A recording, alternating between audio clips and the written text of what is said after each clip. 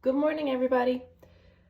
The last few days, hopefully you were able to look through our PowerPoints and our notes that focused on gas properties and temperature and pressure conversions. And today we're going to start putting this all together.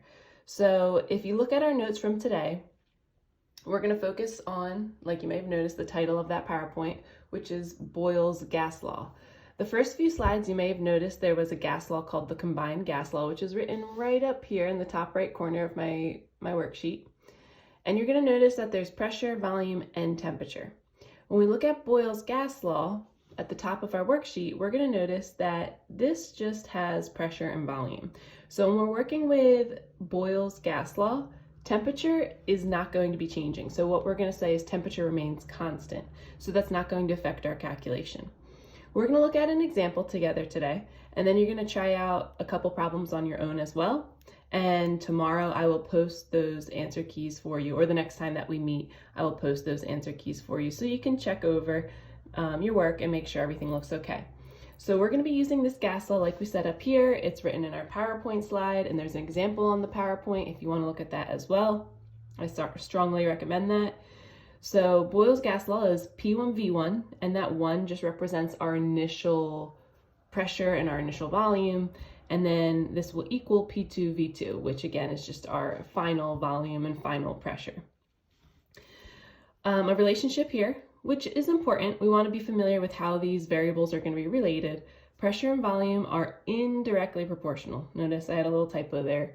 Indirectly, I added in front of directly. It should be indirectly proportional, and on your worksheet this is already corrected for you.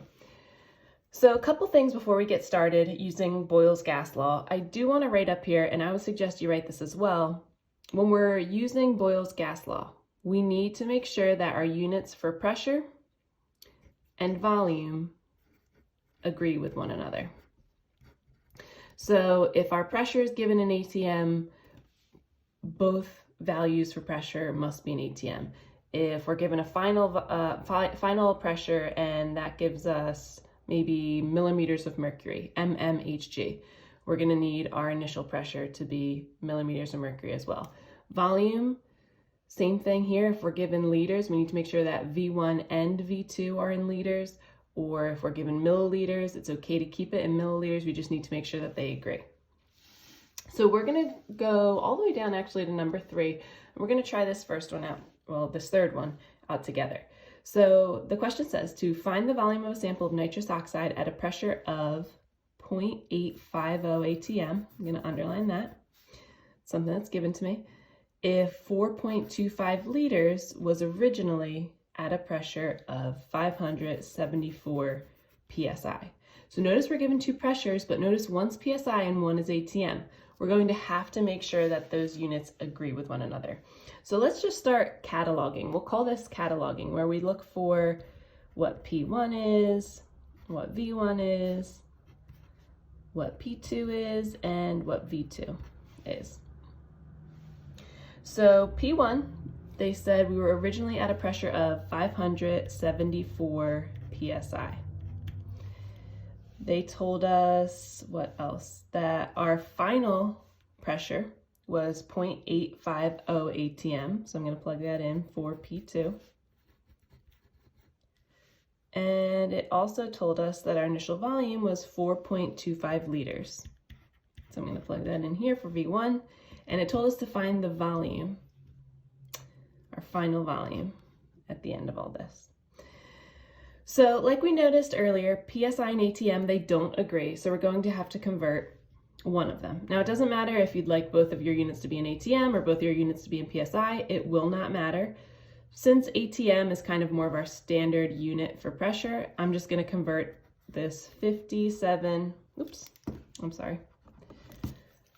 this 574 psi into ATM. So if we look at our conversion sheet here and pull this down for us, we know that if we have PSI, 14.7 psi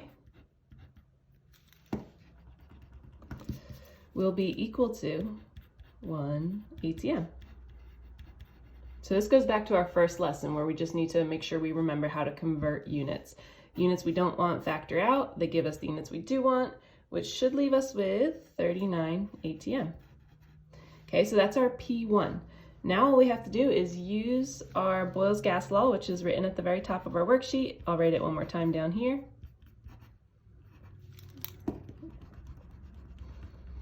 And we're just going to plug in our values. Okay, so P1 we said is 39 ATM. So I'm going to plug that in for P1. V1 we said is 4.25 liters equals P2, which is 0.850 ATM. And we're looking for V2. Okay, so I'll leave that as X. You can write it in as V2, whichever you prefer.